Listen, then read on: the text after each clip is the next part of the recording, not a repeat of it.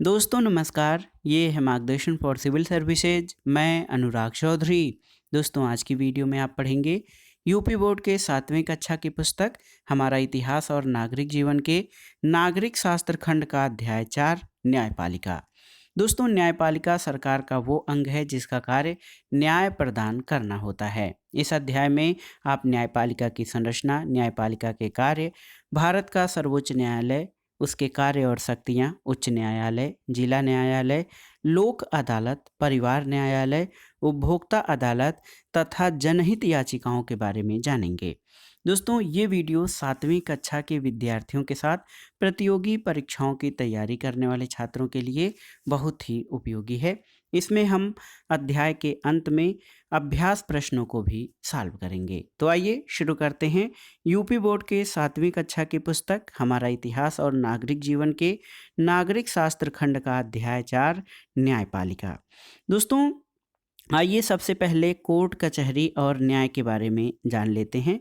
अपने आपने अपने आसपास कोर्ट कचहरी के मामलों के बारे में सुना होगा। एक आध किस्से आप कक्षा में सुनाइए। कचहरियों में कौन कौन होते हैं, वो क्या क्या करते हैं, इसके बारे में चर्चा कीजिए। इस पाठ के सारे उपशीर्षक को एक बार पढ़िए। क्या आपने इन शब्दों को पहले कभी सुना है? क्या आप इनके बारे में कुछ जानते हैं? आइए कल्लूराम और परशुराम के झगड़े के माध्यम से न्यायिक कार्रवाई और न्यायिक शब्दावलियों को समझने का प्रयास करते हैं। दोस्तों कल्लूराम और परशुराम के खेत एक दूसरे से लगे हुए थे और दोनों खेतों के बीच मेड़ थी। एक दिन परशुराम अपनी मेड़ बना रहा था। उसने चुपके से मेड़ को कल्लू के खेत में खिसका दिया। ये तीसरा साल था जब परशु ने इस तरह मेड़ खिसकाई थी। कल्लू को पता भी नहीं चला था और मेड़ एक हाथ खिसक चुकी थी। जब कल्लू अपना खेत जोतने लगा तो उसे कुछ गड़बड़ लगा। उसे याद था कि उसका हल बिजली के खंभे के आगे तक चलता था, लेकिन यह क्या, अब तो एक हाथ पहले ही रुक जाता है। उसे यकीन हो गया कि परसों ने मेड़ खिसकाई है। उसी रात वह अपने भाई काशी और उसके बेटे रेवा के साथ खेत पर गया और सबने मिलकर रातों रात मेड़ खोदकर वापस खिसका दी। सुबह जब परसों को बात पता चली तो वो लाठी लेकर कल्लू के घर आ धमका। दोनों के बीच झगड़ा बढ़ने लगा और मारपीट होने लगी। इतने में गांव का चौकीदार भी वहां आ गया। लोगों ने बीच बचाव किया और बात आगे बढ़ने से रोकी। बाद में कल्लू को काशी और रेवा के इलाज हेतु पास के शहर ले गए। उन्होंने अस्पताल में कल्लू की जांच करवाई और प्लास्टर चढ़वाया। फिर सब रपट लिखाने पुलिस थाने गए। थाने में रपट। दोस्तों थाने में रेवा ने परसू के विरुद्ध रपट लिखवाई। थानेदार ने कोरे कागज पर रपट लिखी। ये मौके की पहली रिपोर्ट यानी एफआईआर या फर्स्ट इंफॉर्मेशन रिपोर्ट थी। रेवा ने उस पर हस्ताक्षर करके थानेदार से कहा, आप रजिस्टर में रिपोर्ट दर्ज कीजिए और एक प्रति हमें भी दीजिए। थानेदार ने रजिस्टर में रपट दर्ज की और रपट की एक प्रति रेवा को दे दी। एफआईआर या फर्स्ट इंफॉर्मेशन रिपोर्ट क्या होती है? तो दोस्तों थाने में एफआईआर कोई भी दर्ज करा सकता है। यदि पढ़ा लिखा हो तो स्वयं लिखकर और हस्ताक्षर करके एफआईआर दिया जा सकता है। मौखिक बताने पर थानेदार लिख लेता है और पढ़कर सुनाता है और जानकारी देने वाले से हस्ताक्षर करवाता है। एफआईआर में अपराध का ब्यौरा, अपराधी का नाम, जगह का नाम, अपराध का समय होना जरूरी है। गवाहों के नाम भी एफआईआर में होने चाहिए। इसी के आधार पर जुर्म का ब्यौरा आदि एक खास रजिस्टर स्टेशन हाउस रजिस्टर में दर्ज होना चाहिए। जानकारी देने वाले को एफआईआर की एक प्रति निःशुल्क मिलनी चाहिए। यदि कोई थानेदार एफआईआर दर्ज नहीं करता, रपट देने वाला सीधे पुलिस अधीक्षक या मजिस्ट्रेट के पास रपट दर्ज करा सकता है। डाक से भी रपट भेजी जा सकती है। अब हम कंप्यूटर के माध्यम से ऑनलाइन एफआईआर भी दर्ज कर सकते हैं। तो जुर्म की छानबीन। दोस्तों एफआईआर की जांच करने के लिए दरोगा कल्लू के गांव पहुंचा। डॉक्टर की पर्ची की जांच और पड़ोसियों से पूछताछ में दरोगा को यकीन हो गया कि कल्लू को इतनी चोटें मारपीट से ही लगी हैं। वह परसू के पास गया और उसको बताया कि उसे गंभीर चोट पहुंचाने के जुर्म में गिरफ्तार कर रहा है। दरोगा उसे अपने साथ थाने ले गया। वहां उसने पूछताछ की। वह इस बात से मना कर रहा था कि उसने कल्लू की पिटाई की है। गिरफ्तारी के बारे में जानते हैं तो किसी भी व्यक्ति को गिरफ्तार करते समय उसे ये बताना जरूरी है कि उसे किस जुर्म में गिरफ्तार किया जा रहा है। यदि उसे कारण नहीं बताया जाता तो उसको अधिकार है कि वह कारण पूछे और जुर्म बताए जाने पर ही जाने को तैयार हो। बिना जुर्म बताए किसी को गिरफ्तार करना गलत है। पुलिस किसी व्यक्ति को इसलिए गिरफ्तार करती है ताकि उससे पूछताछ कर सके और वह व्यक्ति अपने खिलाफ सबूतों को नष्ट न कर सके तथा वह कोई दूसरा अपराध न कर सके, यानी गिरफ्तारी कोई सजा नहीं है। पुलिस थाने में किसी को भी अपना जुर्म कबूल करने की ज़बरदस्ती नहीं की जा सकती। यदि थाने में कोई अपना जुर्म कबूल कर भी ले तो इसके आधार पर उसे सज़ा नहीं हो सकती। जुर्म कबूल करना तभी माना जाएगा जब उसे कचहरी में या मजिस्ट्रेट के सामने कबूल किया जाए। पुलिस का काम तो सिर्फ मामले की छानबीन करके कचहरी में सबूत पेश करना है। पुलिस किसी को कोई सज़ा नहीं दे सकती। कचहरी में सारे मामले की सुनवाई होने के बाद मजिस्ट्रेट ही सज़ा सुना सकता है। जमानत तो दोस्तों थानेदार ने परसू को हवालात में बंद कर दिया। उसने थानेदार से बहुत कहा कि उसे छोड़ दिया जाए। थानेदार ने परसू को बताया, तुम्हें किसी की जमानत पर ही छोड़ा जा सकता है। कोई व्यक्ति जिसके पास ज़मीन जायदाद है तुम्हारी जिम्मेदारी ले सकता है। यदि वह तुम्हारी जमानत ले तो तुम्हें घर जाने दिया जा सकता है। यदि तुम्हारे पास ही कुछ ज़मीन जायदाद है तो तुम बांड भर सकते हो। तुम्हें जब भी थाने या कचहरी बुलाया जाएगा तुम आओगे, नहीं तो जायदाद जब्त कर ली जाएगी। परसू ने बताया कि उसके पास 8 एकड़ ज़मीन है। उसने अपने लिए एक बांड भर दिया। थानेदार ने उसे ये भी बताया कि कल तुम्हें पेशी के लिए कचहरी आना पड़ेगा। तुम चाहो तो अपने बचाव के लिए वकील रख सकते हो। अंततः परसू जमानत पर छूट गया, पर सभी जुर्मों में जमानत नहीं मिलती है। पेशी दर पेशी तो कचहरी में मुकदमा शुरू हुआ। करीब 1 साल तक पेशी दर पेशी चलती रही। इस दौरान दोनों पक्षों की गवाही और सबूत पेश किए जाते रहे। हर पेशी पर परसू का वकील अपना फीस लेता रहा। आने जाने का खर्चा और काम का नुकसान अलग। अंततः 1 साल बाद मजिस्ट्रेट ने अपना फैसला सुनाया कि परसू को 4 साल की कैद होगी। दोस्तों परसू फैसले से खुश नहीं था। वकील ने बताया कि सेशन कोर्ट में अपील की जा सकती है। परसू की ओर से उसके वकील ने जिले के सेशन कोर्ट में अपील कर दी। इसके कारण सेशन जज ने परसू की सज़ा स्थगित कर दी। उसे तुरंत जेल नहीं जाना पड़ा। फिर सेशन कोर्ट में मुकदमा चलता रहा। परसू और उसके गवाहों को एक बार बुलाया गया और एक बार कल्लू और उसके गवाहों को। बाकी पेशी तो वकील ने संभाली। 2 साल बाद सेशन जज ने फैसला दिया। उसने परसू की सज़ा कुछ कम कर दी। परसू फैसला सुनकर हताश हो गया। उसने अपने वकील से पूछा, क्या ये फैसला भी कहीं बदला जा सकता है? वकील ने बताया, अपने प्रदेश के उच्च न्यायालय में जो प्रयागराज है वहाँ अपील कर सकते हैं। परसू ने वकील को और फीस देकर उच्च न्यायालय में अपील की। उच्च न्यायालय ने अपील दर्ज कर ली और कुछ समय बाद फैसला दिया। लेकिन परसू उच्च न्यायालय में मुकदमा हार गया। उसे वही सज़ा काटनी पड़ी जो सेशन जज ने दी थी। आखिर परसू को जेल जाना ही पड़ा। दीवानी और फौजदारी मामले क्या हैं, इनको जान लीजिए। दोस्तों परसू बहुत दुखी था। उसने अपने वकील से कहा, इतने साल यदि मैं जेल में रहूँगा तो मेरी खेती का क्या होगा? क्या ऐसा नहीं है कि मैं कल्लू को कुछ पैसे दे दूँ और बात निपट जाए? वकील ने बताया, ऐसा नहीं हो सकता। तुमने कल्लू के साथ मारपीट की थी, अतः यह एक फौजदारी मामला है, अर्थात ऐसा अपराध है जो मारपीट से संबंधित है। मारपीट, चोरी डकैती, मिलावट करना, रिश्वत लेना, खतरनाक दवाएं बनाना, ये सब फौजदारी मामले हैं। इनमें जुर्म साबित होने पर जेल जाने की सज़ा अवश्य मिलेगी। सिर्फ ज़मीन जायदाद के मामलों में जेल की सज़ा नहीं होती, ये दीवानी मामले होते हैं। दीवानी मामले क्या होते हैं? परसू ने पूछा। वकील ने कहा, जब भी कोई ज़मीन जायदाद के झगड़े या मजदूर मालिक के बीच मजदूरी के झगड़े, किसी के बीच पैसे के लेन देन या व्यापार आदि के झगड़े होते हैं तो दीवानी मामले दर्ज कराए जाते हैं। जैसे तुम्हारी मेड़ का झगड़ा था, उस पर दीवानी मुकदमा चलाया जा सकता था। इसमें कैद की सज़ा तो नहीं होती, पर जिस पक्ष को नुकसान सहना पड़ा है या जिसकी संपत्ति पर नाजायज कब्जा किया गया है उसे नुकसान का मुआवजा दिया जा सकता है या संपत्ति लौटाई जा सकती। पर तुमने तो मारपीट भी की थी, इसलिए ये फौजदारी मुकदमा बन गया। इसमें कल्लू को पैसे देने से छुटकारा नहीं मिलेगा। परसू की कहानी तो उच्च न्यायालय में ही खत्म हुई, पर पूरे भारत में एक सबसे ऊंचा न्यायालय है, उसे उच्चतम न्यायालय या सुप्रीम कोर्ट कहते हैं। यहाँ भी अपील की जा सकती है। अब आइए जानते हैं न्यायपालिका की संरचना। दोस्तों भारत में न्यायपालिका यानी जुडिशियरी का बहुत महत्व है। ये कार्यपालिका और व्यवस्थापिका से बिल्कुल अलग है और स्वतंत्र रूप से कार्य करती है। भारत में नीचे से लेकर ऊपर तक के सभी अदालत एक ही व्यवस्था में संगठित हैं। जिला न्यायालय, उसके ऊपर राज्यों के उच्च न्यायालय और सबसे ऊपर यानी शीर्ष पर भारत का उच्चतम या सर्वोच्च न्यायालय होता है। दोस्तों सर्वोच्च न्यायालय क्या है? तो सुप्रीम कोर्ट देश का सर्वोच्च अपीली न्यायालय है जो नई दिल्ली में स्थित है। इसके निर्णय देश के सभी न्यायालयों को मान्य होते हैं। दोस्तों न्यायाधीशों की योग्यताएं क्या हैं? तो सुप्रीम कोर्ट का न्यायाधीश बनने की योग्यता ये है कि वो भारत का नागरिक हो, वो किसी उच्च न्यायालय में कम से कम 5 वर्ष तक न्यायाधीश के पद पर कार्य कर चुका हो, या उच्च न्यायालय में 10 वर्ष तक वकालत कर चुका हो, और भारत के राष्ट्रपति की दृष्टि में कानून का विशेष ज्ञाता हो।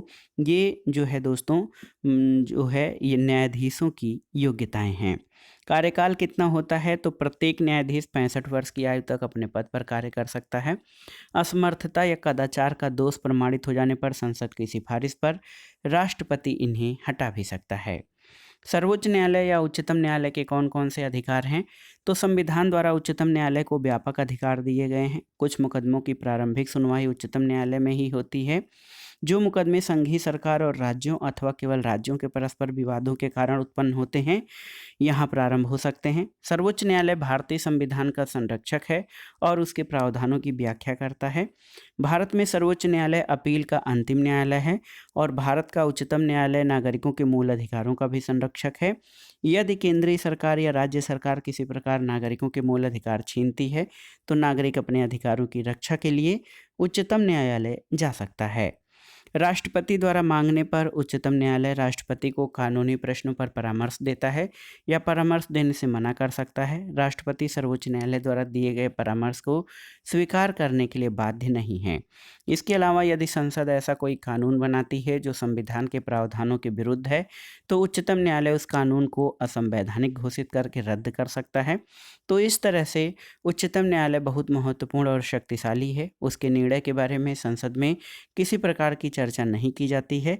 इसे अपनी मानहानि करने वाले को दंड देने का भी अधिकार है। तो इसलिए सच्चे अर्थों में ये सुप्रीम यानी सर्वोच्च है।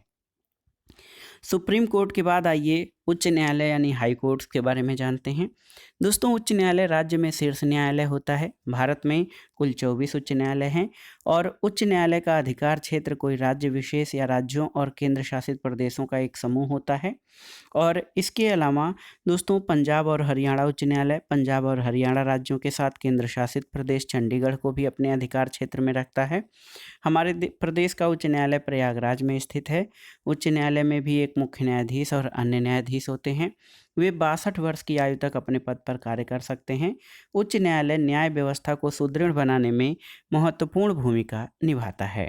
दोस्तों उच्च न्यायालय मौलिक अधिकारों की रक्षा का कार्य, अधीनस्थ न्यायालयों से आए विवादों पर कानून के अनुसार फैसले देने का कार्य, जनहित याचिकाओं पर फैसले सुनाना और अधीनस्थ न्यायालयों के निरीक्षण और पर्यवेक्षण का कार्य करता है। उच्च न्यायालयों के नीचे जिला न्यायालय यानी डिस्ट्रिक्ट कोर्ट होते हैं। दोस्तों जिला न्यायालय हर जिले में होता है जो दीवानी और फौजदारी मामलों की सुनवाई करता है। जिला न्यायालय उस राज्य के उच्च न्यायालय के अधीनस्थ होता है और जिला न्यायाधीश की नियुक्ति उस राज्य के राज्यपाल के द्वारा की जाती है। लोक अदालत। तो दोस्तों हमारे देश में मुकदमों की संख्या लगातार बढ़ रही है। इस कारण नियमित न्यायालयों पर कार्य का भार बहुत बढ़ गया है। इसमें मुकदमों के निपटारे में देर होती है और पैरवी में धन भी खर्च होता है। इन्हीं बातों को ध्यान में रखकर लोक अदालतों की स्थापना की गई है। समय समय पर हर क्षेत्र या जिले स्तर पर लोक अदालतें लगाई जाती हैं। लोक अदालतों ने शांतिपूर्ण ढंग से दो पक्षों के मध्य समझौता कराकर विवादों को सुलझाने में बहुत सफलता पाई है। आइए हम जानें कि किन किन विषयों और क्षेत्रों में लोक अदालतें विवाद सुलझाती हैं। तो लोक अदालतें वाहन दुर्घटना मुकदमा, समझौते योग्य फौजदारी मुकदमा, उद्योगों और बैंकों से संबंधित मुकदमे, विवाह और पारिवारिक मुकदमे, पेंशन संबंधी मुकदमे, बिजली गृह ऋण संबंधी मुकदमा और उपभोक्ता संबंधी मुकदमे सुनती हैं। लोक अदालतों के बाद परिवार न्यायालय के बारे में जान लेते हैं। Family court. दोस्तों परिवार न्यायालय अधिनियम 1984 के तहत विभिन्न राज्यों में परिवार न्यायालयों का गठन हुआ। इन न्यायालयों का मुख्य कार्य विवाह संबंधी मामलों, नाबालिग बच्चों के संरक्षण आदि से संबंधित है। एक अन्य महत्वपूर्ण तथ्य है कि दहेज लेना और देना कानूनन अपराध है। दोस्तों, अर्पिता के भाई महेंद्र की हाल में शादी हुई है। उसके भाई प्राइवेट बैंक में मैनेजर हैं। शादी में उन्हें फ्रिज, टीवी, एसी, कार और बहुत से सामान दहेज में मिले। अर्पिता की भाभी बहुत अच्छी हैं और उसे बहुत प्यार करती हैं। उसने देखा कि शादी के कुछ समय बाद से ही उसकी माँ और भाई दहेज कम मिलने की बात कहकर उसकी भाभी को परेशान करने लगे। भाभी के विरोध करने पर भाई ने उन्हें बहुत मारा पीटा। उसे ये देखकर बहुत दुख हुआ। जो भाई उसे बड़ी बड़ी शिक्षाएं देते थे, वो आज कैसे रुपयों की लालच में अपनी पत्नी के साथ मारपीट कर रहे हैं। एक दिन अर्पिता ने टीवी पर देखा कि एक औरत ने दहेज लेने के खिलाफ अपने पति और ससुराल वालों पर दहेज प्रताड़ना का मुकदमा कर दिया। अर्पिता सोचने लगी, आखिर उसकी भाभी अपने ऊपर हो रहे अत्याचार के खिलाफ आवाज़ क्यों नहीं उठा रही हैं, जबकि वो शिक्षित हैं, नियम कानून के बारे में जानती हैं, फिर वो चुप क्यों हैं। तो क्या आपके अनुसार अर्पिता को अपने भाभी को बचाने के लिए क्या कर सकती है? और दहेज एक गलत प्रथा है, ये गलत क्यों है? तो ये जो है कन्या पक्ष पर ज़बरदस्ती का दबाव बनाकर वो एक तरह से उसका शोषण किया जाता है। दहेज लेना और देना अपराध है। इसके खिलाफ अपने क्षेत्र के थाने में रिपोर्ट दर्ज कराई जा सकती है और इस तरह के अन्याय के खिलाफ हम लड़ सकते हैं। दहेज देना या दहेज को बढ़ावा देना दंडनीय अपराध है। इससे कम से कम 5 साल की सज़ा और कम से कम 15,000 या दहेज की राशि के दोनों में जो अधिक हो, इतने मूल्य के जुर्माने का प्रावधान है। इसके अलावा दोस्तों, एक उपभोक्ता अदालत यानी कंज्यूमर कोर्ट भी होती है। देखिए, जब कोई व्यक्ति सामान बेचते वक्त ग्राहक को ऐसी वस्तु बेचता है जिसकी गुणवत्ता में किसी प्रकार की कमी हो या उस वस्तु के दाम में हेरफेर किया गया हो, तो इससे उपभोक्ता के अधिकार का हनन होता है। वस्तु की गुणवत्ता में कभी-कभी हादसे या दुर्घटना का रूप ले लेती है। ऐसी परिस्थिति से उपभोक्ता को संरक्षण मिले, इसलिए उपभोक्ता संरक्षण अधिनियम 1986 के तहत हर भारतीय उपभोक्ता को संरक्षण दिया जाता है। उपभोक्ता कोर्ट में ग्राहक की शिकायत सही होने पर ग्राहक उपभोक्ता को अपने साथ हुई परेशानी के लिए दुकानदार या कंपनी पर मुआवजे का दावा कर सकता है और ऐसी स्थिति में कोर्ट द्वारा लगाए गए जुर्माने का भुगतान दुकानदार को करना पड़ता है।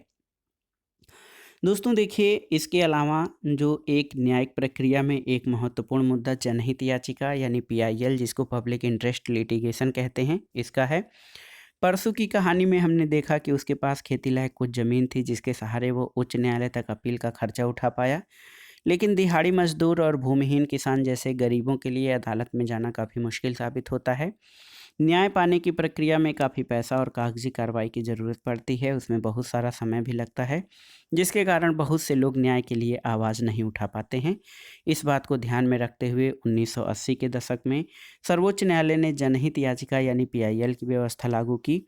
इसके अंतर्गत यदि किसी व्यक्ति या व्यक्तियों के समूह के अधिकारों का हनन होता है, तो कोई अन्य व्यक्ति या संस्था उसके हित के लिए उच्च न्यायालय या सीधे सर्वोच्च न्यायालय में मुकदमा दर्ज करा सकता है। जनहित याचिका अन्य याचिकाओं से भिन्न है और इस प्रकार की याचिका पोस्ट कार्ड पर साधारण आवेदन पत्र लिखकर भी की जा सकती है। इसको प्रारंभ करने का श्रेय जस्टिस पीएन भगवती को जाता है।